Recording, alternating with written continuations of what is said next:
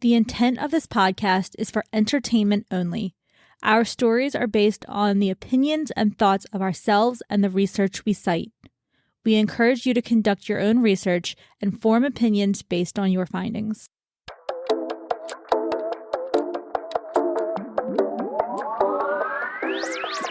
I was reading this and I was like, I'm going to join. This place is cool.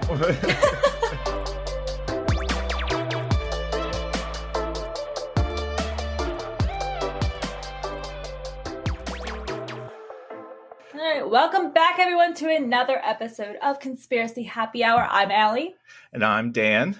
And we're Conspiracy Happy Hour. Out of name right now. That's where I am.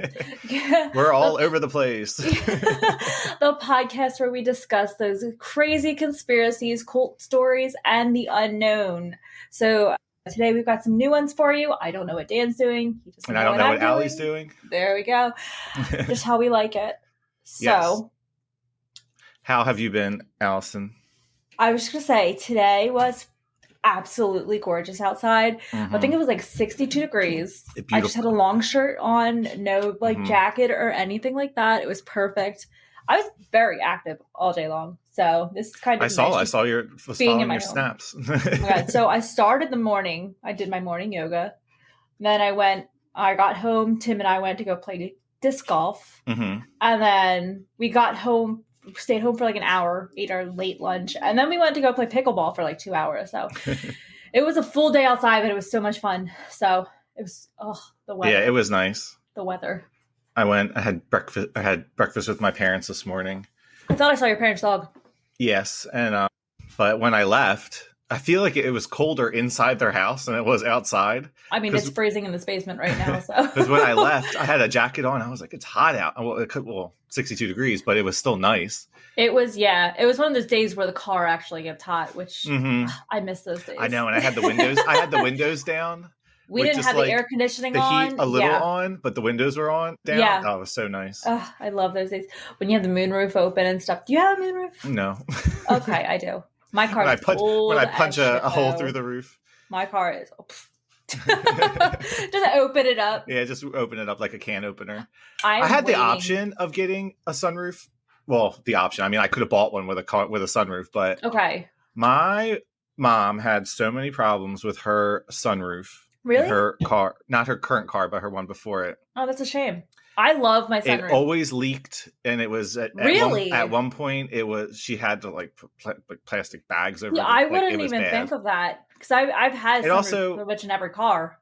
Yes, but it also didn't help that she refused not to park under a tree, and it has drains and stuff, right? And so they would get clogged from the squirrels throwing the little nuts down. Oh, and so she's like, "No, I'm not moving my parking spot." I was like, "Well." That's what's going to happen. Okay. But I need a new car. My car is getting old and bad, and suspension's gone. It bounces like I've got hydraulics in my car. So yeah, it's about time for a new one. I'm sorry, but your face froze really in a bad spot. It's what it looked like. But yeah, I did that this morning, and then I went to... Did you eat breakfast at their house, or did you go somewhere? Yeah, I went to their house. We just made eggs and bacon. And what we're doing for Easter this year. We're just doing a breakfast and then calling it a day. That's nice. Yeah. We usually go for dinner. Too. Yeah, I know. Yeah. Well, yeah, but my parents live an hour away, where your parents are only like 20 minutes. So when is Easter? I don't know, 9th? I don't know why I think it's 9th. Okay. I think. I'll look I later. could be wrong. Yeah. I'm just like, wait, when is actually Easter? I forgot it didn't happen yet because it's in April. No, it's always in April, isn't it? No, it can be in March. Really? Yeah. Okay. It depends on when the church decides it is. Yeah. Oh, yeah, it is the 9th. You're right. Okay. But yeah, and last week I got a massage. Oh. The first time I had one in a while. I got a deep tissue. And I think I passed out a couple times during it. That's a problem, okay? You should not pass out during your massage. I don't know if I was passing out from like excruciating pain or if I was actually like falling asleep, because there was a few times where I caught myself, that jolt, and you're just like, I'm awake. Yeah. I did that like 2 or 3 times, and I was drooling at one point. So I think I fell asleep. If you don't remember, it might have been you just falling asleep, which is a good thing. Yeah, I think I just fell asleep. But I was like, whoa. I was like, I've never done that during a massage before. And so, yeah, it was a full body. Oh. And she was doing my hands, which I love the hand massage. It always feels so good. And she got to my left wrist. Yeah. And she like, moved it, whatever. And then she like, I guess cracked it. And can I tell you the sound that my wrist made? I don't usually say anything during massages. Yeah. I just, tried to relax. And I literally was like, was that my wrist? And she was like, yeah.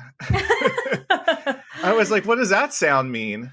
She's like, well, that problem is the sound of the beginning stages of carpal tunnel. And I was like, cool.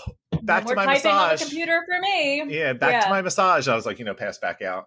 And I was like, great, just found out for my nice massage that I have, I guess, carpal tunnel in my left wrist. So I bought a brace. Can you wear I was going to say, can't you wear a thing for that? I bought one. Yeah. And, it's funny because I put it on. Actually, I had to read the instructions how to put it on. And you just wrap it around? You put your thumb through and then wrap it around? You do, but I wasn't sure because it has like Velcro in a few different places because it's supposed to be like tight. And I put it on and I was like, wow, my wrist feels great. I guess I do have a problem. It doesn't hurt or anything. Like I don't have pain, but my mom had something before, and I think it's the same exact thing, but it's just in your elbow instead. Mm-hmm. It's called like tennis elbow. Elbow, yeah. And she used to wear the brace all the time for that. I just remember. I guess she's healed now. I don't know. She never wears it, but yeah. So I got a brace because I'm old apparently, and I'm just gonna wear it, while I'm working. Maybe you'll get disability or something. This is what you guys did to me. I can't type. I can't send my harshly worded emails anymore. Oh my God. Tim has all like that AI stuff, like the artificial intelligence. He has them write his emails. It's like, wow. Okay. I've used it before for that too, but not all of them. It's good in a sense, like when you really want to like get a point across. Yeah.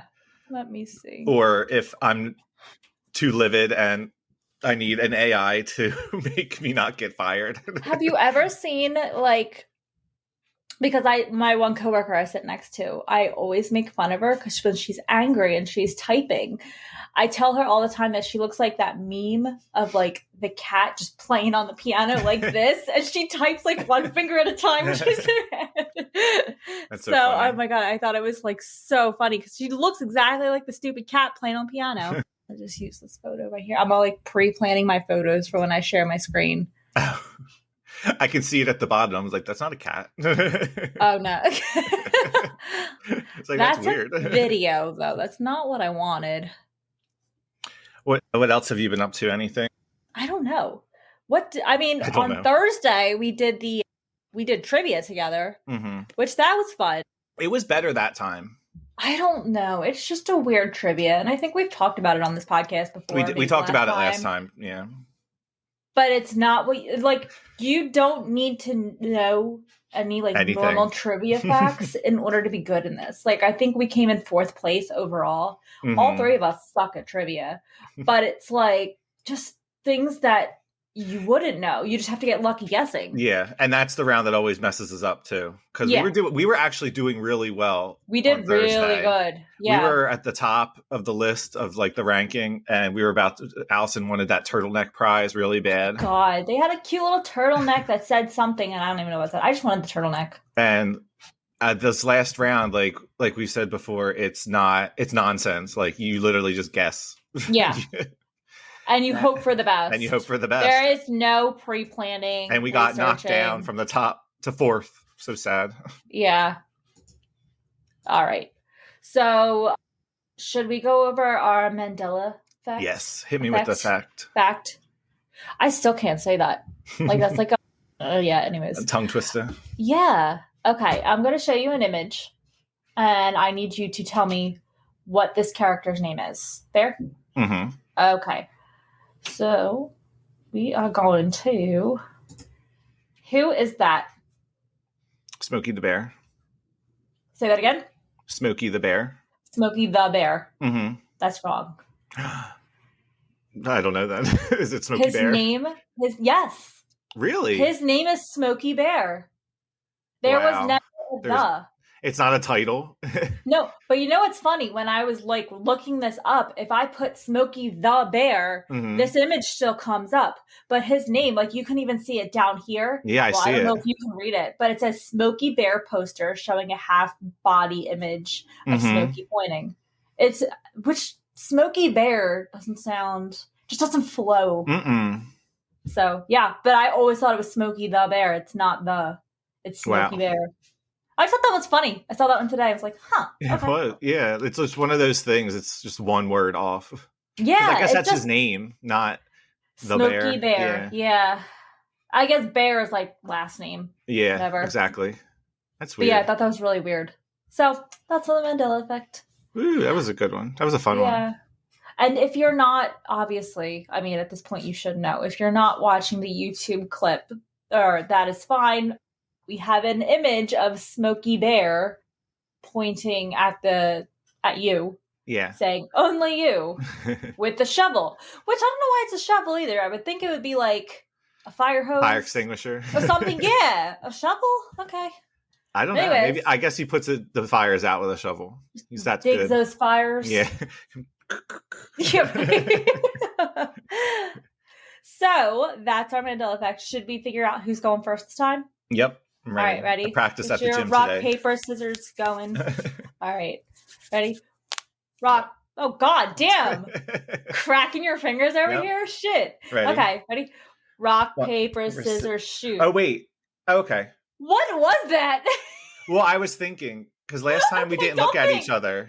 Oh, okay. Well, before, was there a delay? Did it look like there was a delay? Okay, so we won't look at each other. We'll close our eyes. Close our eyes and then do it. Okay, yeah.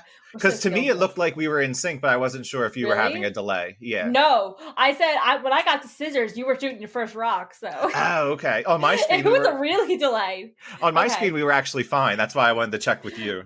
All right, we'll close our eyes. Okay. Great. Okay, ready? Rock, paper, scissors, shoot.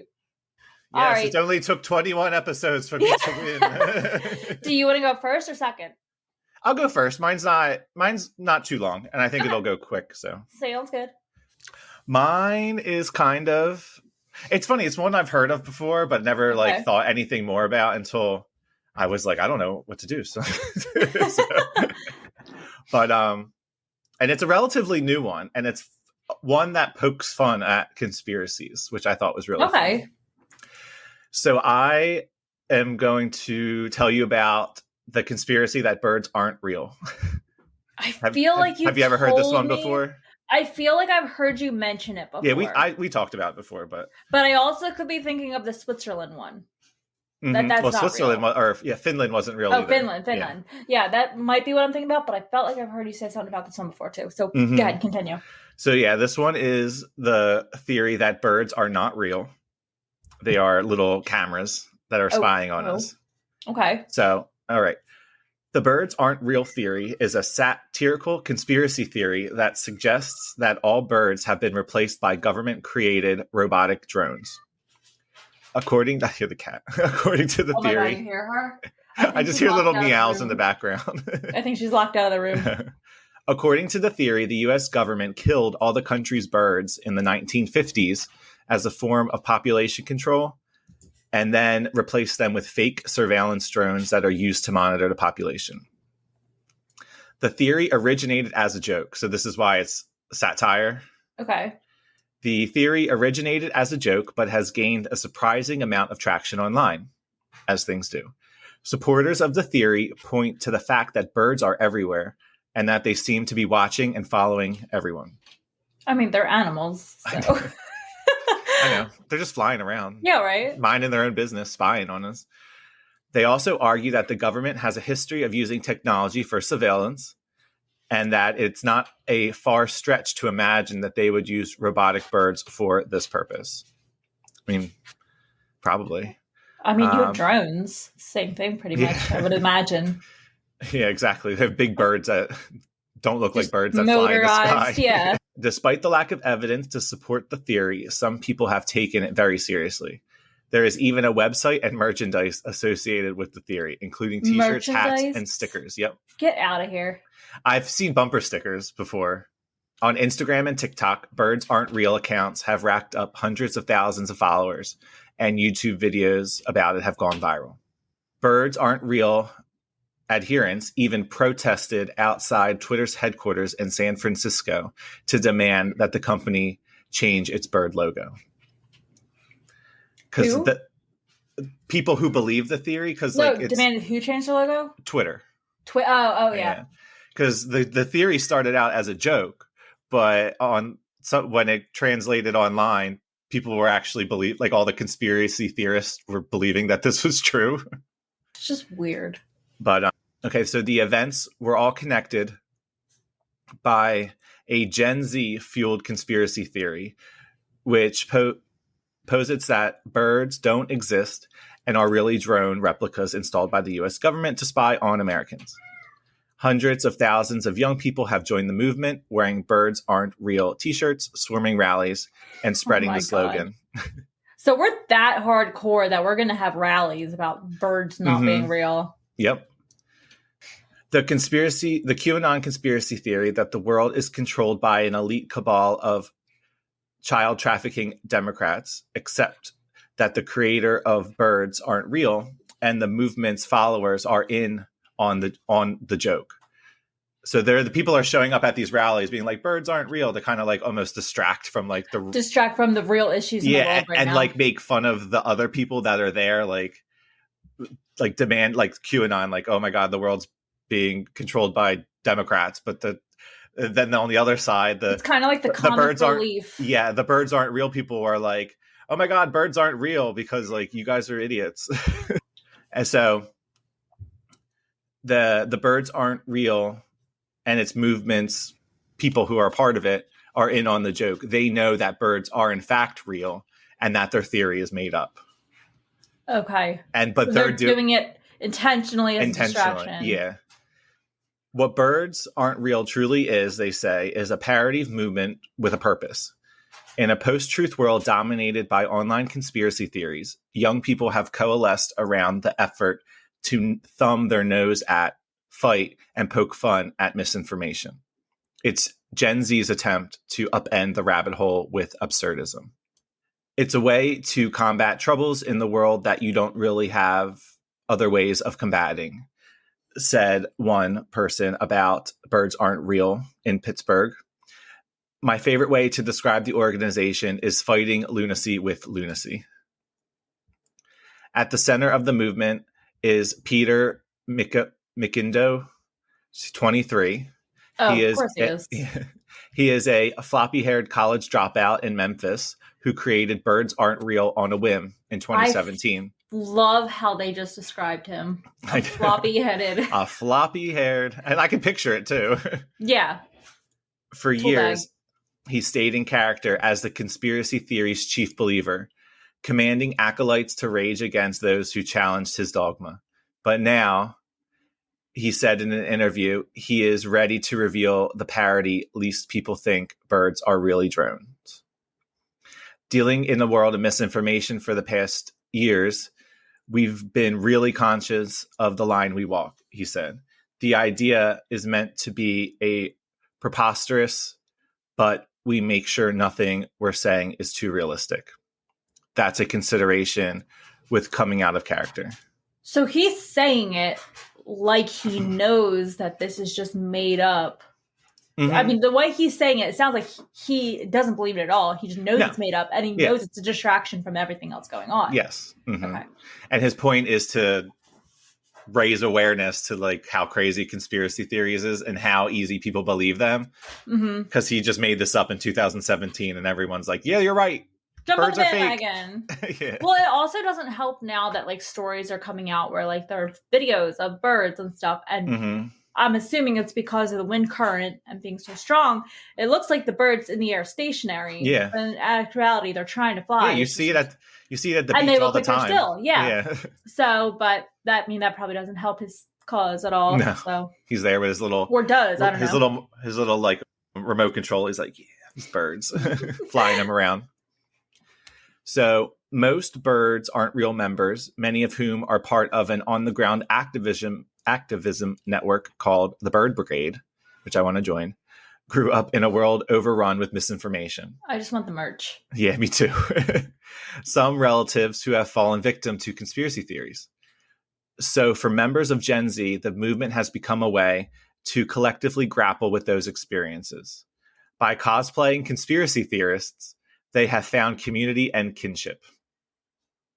Birds Aren't Real is not a shallow satire of conspiracies from the outside. It is from the deep inside, he said. A lot of people in our generation feel the lunacy in all this, and Birds Aren't Real has been a way for people to process that. Another member, her name is Cameron, 21, an activist from Parkland, Florida, who helped organize the March for Our Lives student protest against gun violence in 2018 and is involved in Birds Aren't Real, said the parody makes you stop for a second and laugh. In a uniquely bleak time to come of age, it doesn't hurt to have something to laugh about together. Mr. McIndo, too, marinated in conspiracies. For his first 18 years, he grew up in a deeply conservative and religious community with 7 siblings outside Cincinnati, then in Royal, Arkansas. He was homeschooled, taught that evolution was a massive brainwashing plan by the Democrats and Obama was the Antichrist. He read the books like Remote Control about what it said were hidden anti-Christianity messages from Hollywood. In high school, social media offered a gateway to the mainstream culture.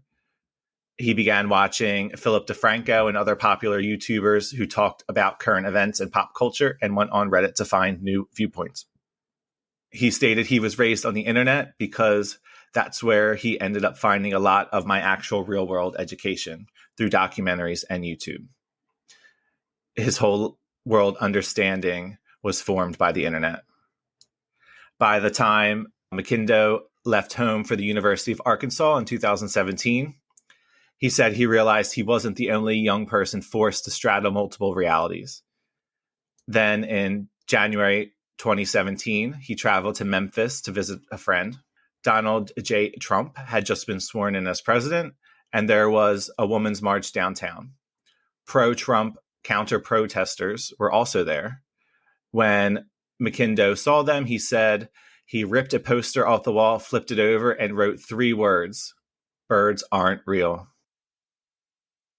It was a spontaneous joke, but it was a reflection of the absurdity everyone was feeling. I get that. Mm-hmm. Mr. McIndo then walked around and improvised the Birds Aren't Real conspiracy lore. He said he was part of a greater movement that believed that birds have been replaced with surveillance drones, and that the cover-up began in the 1970s. Unbeknownst to him, he was filmed and the video was posted on Facebook. It went viral, especially among teenagers in the South.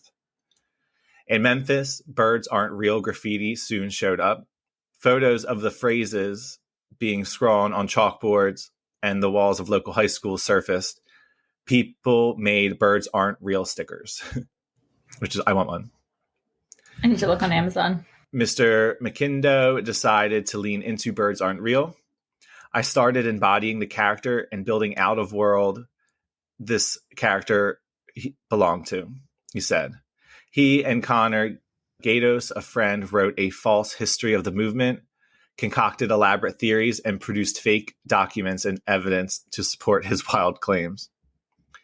It basically became an experiment in misinformation, he said.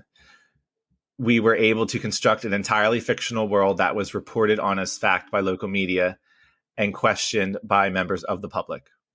His friend added, if anyone believes birds aren't real, we're the last of their concerns, because then there's probably no conspiracy they don't believe. In 2018, McIndo dropped out of college and moved to Memphis. To build Birds Aren't Real further, he created a flyer that shot to the top of Reddit. He hired an actor to portray a former CIA agent who confessed to working on bird drone surveillance. The video has more than 20 million views on TikTok. He also hired actors to represent adult bird truthers in videos that spread all over Instagram. The same year, McIndoe began selling Birds Aren't Real merchandise. The money, totaling several $1,000s a month, helps McIndoe and his friend cover their living expenses. That's actually pretty cool. Cute, right? I'd buy that. Yeah, stay woke. I actually might buy that after this. I know. They have really a tank top too. All the money from our merch lineup goes into making sure me and Connor can do this full time. We also put the money into billboards, flying out members of the Bird Brigade to rallies. None of the proceeds go to anything harmful. To adults with concerns about McIndoe's tactics, researchers say any harm were most likely minimal. You have to weigh the potential negative effects with any of this stuff, but in this case, it is also so small, said Joshua Citarella, an independent researcher who studied internet culture and online radicalization in youth. Allowing people to engage in collaborative world building is therapeutic because it lets them disarm conspiracyism and engage in a safe way. McIndoe said he kept the concerns top of mind. Everything we've done with Birds Aren't Real is made to make sure it doesn't tip into where it could have a negative effect and end result on the world. It's a safe space for people to come together and process the conspiracy takeover of America. It's a way to laugh at the madness rather than be overcome by it. The effort has been cathartic for young people, including Heatho Ship, 22, a Pittsburgh student. Most conspiracy theories are fueled by hate or distrust or one powerful leader, but this is about finding an outlet for our pain, she said. She added that the movement was more about media literacy. Birds Aren't Real members also have become a political force. Many often join up with counter-protesters and actual conspiracy theorists to de-escalate tensions and delegitimize the people they are marching alongside with irreverent chants. That's actually really a good idea. It's like a good idea. Infiltrate them from the inside. Yeah. It is really good. I was reading this and I was like, I'm going to join. This place is cool. I'm going to buy that shirt and I'm going to join. I'm going to be a part of the Bird Brigade. In September, shortly after a restrictive new abortion law went into effect in Texas, Birds Aren't Real members showed up at the protest held by anti-abortion activists at the University of Cincinnati. Supporters of the new law had signs with very graphic images and were very aggressive in condemning people. It also led to arguments. But the Bird Brigade began chanting, "Birds aren't real." Their shouts soon overpowered the anti-abortion activists who'd left. McIndoe now has big plans for 2022. You can tell this article is a little old. Breaking character is necessary to help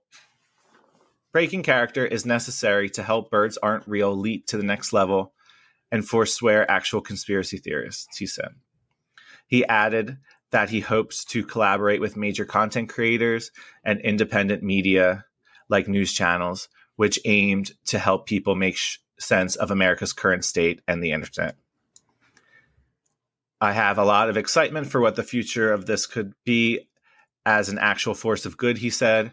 Yes, we have been intentionally spreading misinformation for the past 4 years, but it's with a purpose. It's about holding up a mirror to America in the internet age. And that is the origin of Birds Aren't Real. You know what? It gives a whole new meaning to that movie, Birds.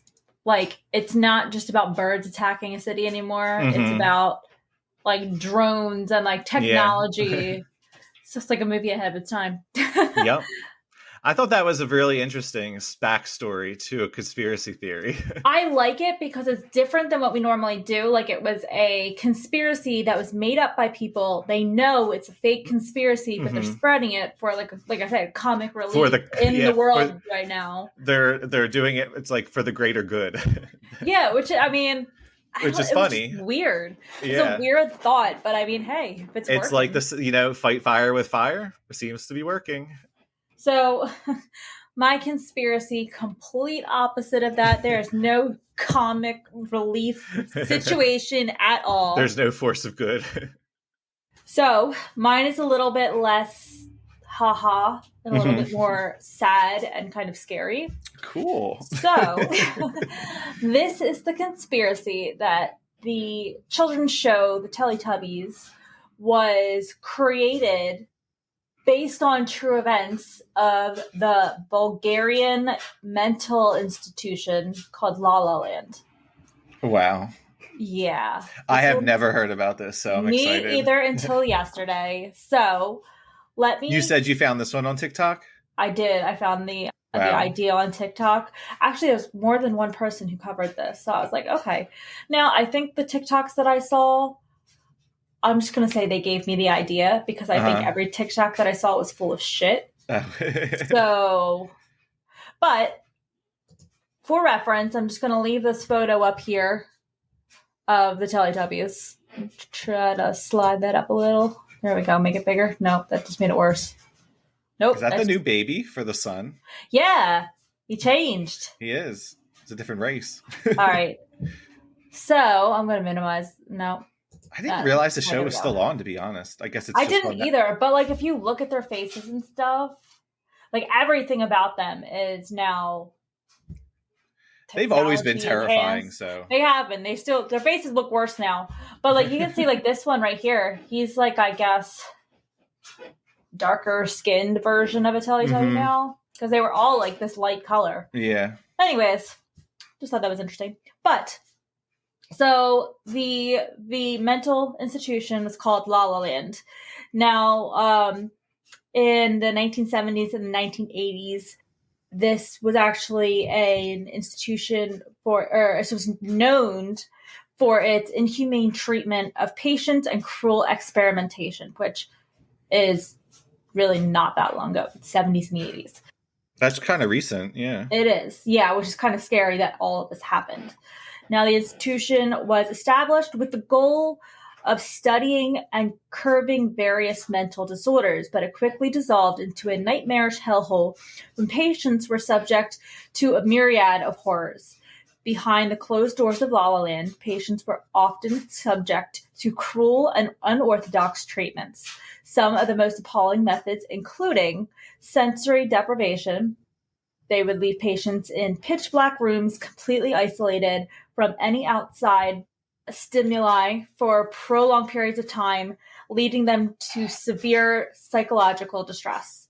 There were electroconvulsive therapy, which the facility's staff administered ECT without anesthesia or any muscle relaxants, causing the patients excruciating pain and leaving them with long-lasting physical and mental scars. And then there was also drug experimentation that went on. The patients were used as guinea pigs for untested drugs, resulting in dangerous side effects and even deaths. Now, the conditions at La La Land went on for years before the facility was eventually shut down in the late 1980s due to mounting pressure from international human rights organizations. So I'm going to get into a little bit more. That's just the background of the mental institution. So now a little bit more into the connection between Teletubbies and this mental institution. So the conspiracy suggests that creators of the show were secretly influenced by the events of La La Land and used the show as a means to subtly expose the cruel treatment that took place there. According to the theory, the Teletubbies each represents a patient who suffered a specific treatment. So I'm going to have, for instance, one of the shared connections is obviously the name itself. The mental institution was called La La Land. One of the Teletubbies, I've got shit stuck to me. One of the Teletubbies is called Lala. Now, this connection raises questions about whether or not the creator intentionally named the character after the institution, thereby associating the show with traffic events that occurred there. Now, you have Tinky Winky, which he is that purple Teletubby. He's the largest of them. So he may be alluded to the fragile and mental health, a delicate balance of the emotions experienced by those within the institution. The next one that you have is Dipsy, may evoke the sense of disorientation or confusion, reflecting from the patient's struggle to make sense of their experiences. First of all, I don't think I mentioned it too, but majority of the patients there were children. Oh, yeah. That's even scarier. Then you have Lala, as I said, La La Land, Lala. It is a pretty big connection right there. And I did not post Poe's, so I don't have Poe's and little connection there between Poe's name. But no one likes Poe anyway. Oh, that was my favorite. So cute. I don't think I ever liked that show. Oh no, I love that show when I was a kid. But the surreal setting between the two places. All right, so the show takes place on a bright, dreamlike world, which symbolizes the patient's attempts to escape the grim reality of the mental institution through their imagination and their fantasies. So the show is kind of like what they wish they were seeing in the world. It was kind of like their own inside thoughts. The lush green hills, colorful flowers, and magical elements of the Teletubbies world may serve as a stark contrast to the oppressive and bleak environment of La La Land. Then you have the Teletubbies' behavior. The Teletubbies often engaged in simple, childlike activities, such as playing with objects, eating tubby custard, and watching television on their stomachs. These innocent, carefree actions might represent the simple joys and pleasures the patients at La La Land were denied due to the inhumane treatment they received.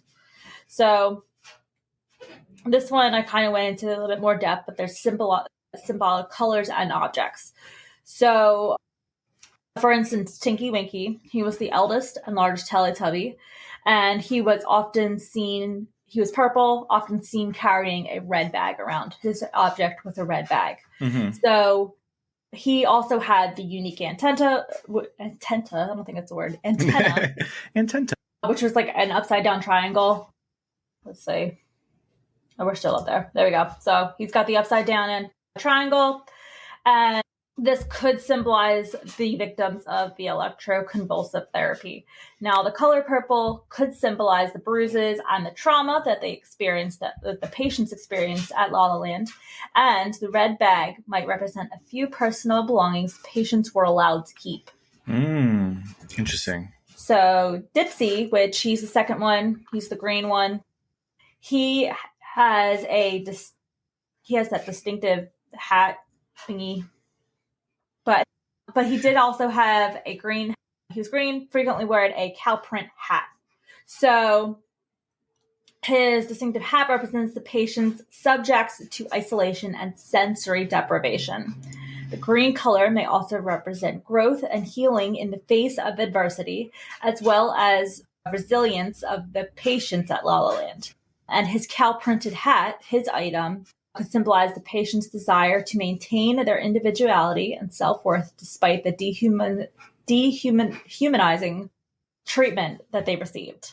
Lala was the third Teletubby. She was the yellow one. We all know who Lala was. Obviously, like I said before, La La Land. And she was often seen playing with an orange ball. Now, some believe Lala represents the victims of drug experiments at the facility, showcasing their resilience and determination to hold on to their humanity. Lala's yellow color could represent inner strength and hope of the patients, even when facing the harsh conditions of the institution. The orange ball might symbolize the brief moments of joy and playfulness the patients tried to find despite their circumstances. Poe, which is the youngest Teletubby, red, got a little circle piece on his head. He is the smallest Teletubby and stands for the vulnerable patients, the children, who are subject to the horrors at La La Land. The red color of Poe might signify love, warmth, and the emotional bond formed between the patients as they sought solace in each other. Poe's scooter, that's the object. He had a little scooter that he rode around all the time. He did. Yeah. So Poe's scooter could represent the desire for freedom and escape from the confines of La La Land. Now, if you've seen the show, you know, it's right in the cover also, there is a baby face in the sun. So does this represent all the children? The baby's face, recurring image of the sun, and the baby's face smiling down on the Teletubbies could represent hope, new beginnings, and the idea that the spirits of the lost children have found peace and happiness beyond the confines of the institution. Now, It is also said that each of these Teletubbies represents a specific child who was in this institution. So, for instance, Tinky Winky was the eldest large Teletubby, who was also believed to represent Stefan. And he was a gentle teenager who protected young patients within the facility. Like Stefan, Tinky Winky is portrayed as caring, nurturing, and often looking after the Teletubbies. Then you have Dipsy, which is the second Teletubby. Dipsy is theorized to represent Maria, a bright and resourceful girl who tried to maintain her dignity despite... So Dipsy was the second Teletubby, and Dipsy is theorized to represent Maria, which is a bright and resourceful girl who maintained her dignity despite the harsh conditions at La La Land. Dipsy shares Maria's intelligence and determination, often displaying problem-solving skills and strong sense of self. And then Lala, which is the third Teletubby, may symbolize, I want to say her name is Annie, A-N-I, or an I, something. Yeah, it's probably Annie. Yeah, a young patient who brought joy to the others through singing and dancing. Lala is known for her love of music, dance, and embodying the spirit of Annie, who used her talents to uplift the fellow patients. And then we have Poe, and Poe is the smallest of the youngest Teletubbies. Poe could represent, I'm going to say this wrong, but Dimitar. That was a name? Yeah, Dimitar. This is all Bulgarian names. So okay. Yeah. The curious and resilient boy who managed to remain optimistic despite the traumatic experience he faced. Poe's inquisitiveness, nature, and sense of adventure mirrors Dimitar's determination to overcome the challenges he encouraged at the mental hospital. Now, like I said, the TikTok that I watched was all full of bullshit. I'm pretty sure I would not have quoted anything from that, but it's just... Forget about the conspiracy aspect of this one for a minute. Just the fact that this mental hospital existed. Mm-hmm. And they called it La La Land. Like, that's just crazy in itself. But I could see these patients being, or the show trying to, because it came out at the same time. I don't even know what time this show came out. Do you know? Yeah, I was just Googling it myself because I was like, because I know it wasn't an American show, but it's a British TV show. I was like, is it a Bulgarian TV show? It's not. It's a British TV show. Which that actually makes sense. And it came out in 1998. Mm-hmm. So that's less than, just about 10 years after this hospital was shut down. Yeah. So it's possible that they heard about it. Yeah. Trying to look in here, see if I see anything. Producer Annie Wood and writer Andrew Davenport, The Children Explorer. But I got a cattail coming by. I don't have one. I didn't get one tonight. She's done. She doesn't want to talk to me. I just thought that was like super traumatic. Like kids are creepy, and that's a creepy story. Well, then like some of the stuff I was saying, there was another, which I didn't put this in here because I don't know how trustworthy the TikTok source was, but they were saying that each of the Teletubbies also, and color, might also represent a death that each of these children faced. Like, I don't remember all of them. I remember the green one. Dipsy might have represented one of the children who, not to get too graphic, but he died after the electroconvulsive, but he ended up choking in his own vomit.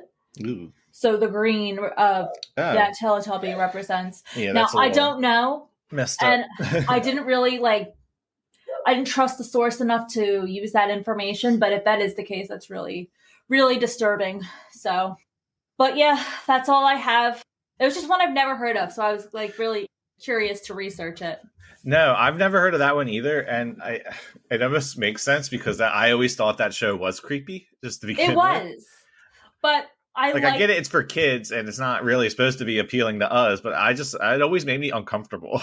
Well, the baby's son too, if you think about it with this topic right here and you compare the two, the show does make a whole lot more sense than it did on its own. Which and makes I don't even know, Yeah, I don't even know why it was geared towards children in the first place. Like, I feel like it was more so a show for high adults.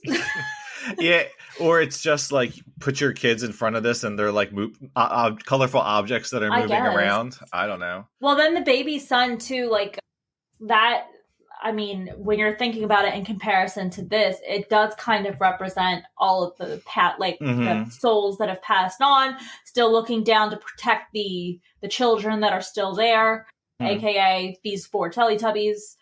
But it was just really weird. There was just a lot of information. I wish I could like dig into some more of the similarities, see if there's any truth behind like anything, how some of those patients died, and if there was a relationship to each. Did you look into anything about the actual facility? No more than I covered, but that's definitely going to that'd probably be something, to look into later. Just a curiosity. That could be its own like episode right there. It's just this about the facility, hospital. And is it still standing? Like, is it now haunted? Like, is it haunted by Teletubbies? But I mean, that would be like a second whole video if that hospital's still around. People explore it and see ghosts and stuff. Yeah, write that down. Yeah. Check. Right. That's cool. That's all I have. We should go on to our second recording. We're going to work on recording something for our Patreon now. Yeah, so if you guys aren't subscribed to our Patreon, Conspiracy Happy Hour at patreon.com. We got some cool stuff there because we usually post either some behind the scenes type video or just a fun little video of us doing, a quiz, like trivia, survey. Depending. A lot of times our guests continue on to that video as well. So if you saw the last one, you missed out on a good guest clip. Tim was on that one. Yep. Tim was there. He was giving us all his alien advice to join the cause. He freaking went hard on that one. He did. I can't believe, he was very nervous about doing it.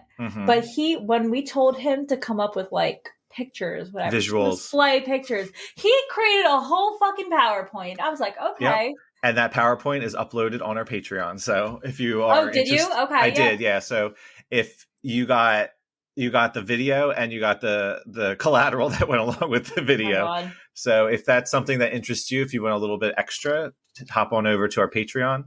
We have different tiers. They're not expensive. So no, I think our cheapest is $3. Yep.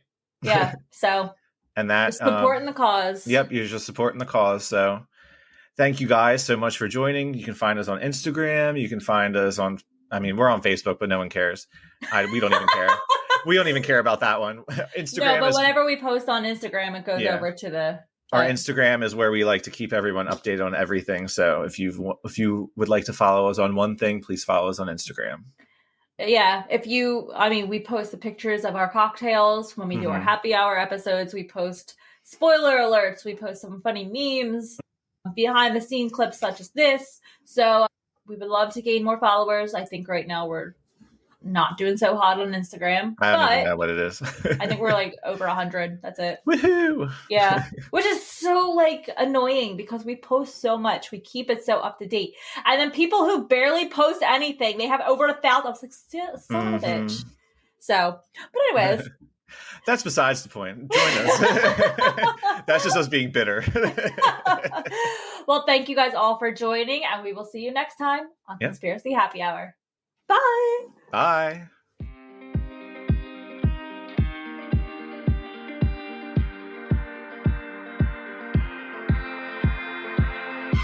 Thank you for listening to Conspiracy Happy Hour. Be sure to listen, follow, and leave us a review on Apple Podcasts, Amazon Music, or wherever you get your podcasts. Have a spooky story, conspiracy, or weird encounter that you would like to hear read in a future episode? Email your story to conspiracyhappyhour@gmail.com and follow the show on Instagram and Facebook at Conspiracy Happy Hour. This podcast is produced and edited by Geckos Media and is part of the Geckos Media Network. Interested in starting your own podcast and not quite sure where to begin? Visit Geckos Media and sign up for a free one-on-one consultation today. Until next time.